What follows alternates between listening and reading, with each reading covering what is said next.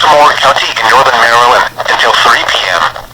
At 2:25 p.m., a severe thunderstorm was located over Cockeysville, moving east at 15 miles per hour. Hazard, 60 miles per hour wind gusts and quarter-size hail. Source, radar indicated.